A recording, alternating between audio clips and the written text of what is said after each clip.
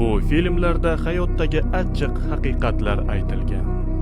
Qo'lingdan hech nima kelmaydi deganlarga sira quloq solma. Qo'lidan hech nima kelmaydiganlar sen ham eplolmaysan deb uqtirishadi. Agar biron narsaga erishmoqchi bo'lsang, bori uchun kurash, lekin zarba qabul qilishga tayyor tur. Ko'zlaringni yoshga to'ldirib olib, men maqsadlarimga u sabab, bu sabab erisha olmadim dema. Chunki faqat qo'rqoqlar shunday deydi. Sen esa qo'rqoq emassan. Reji, agar shisha uyda yashasang, devoringga tosh otma. O'lganlarga achinma. Tiriklarga achin. Ayniqsa mehr ko'rmaganlarga. Murakkab qarorlarni kuchlilargina qabul qilishadi. Afsusdaman, Brian.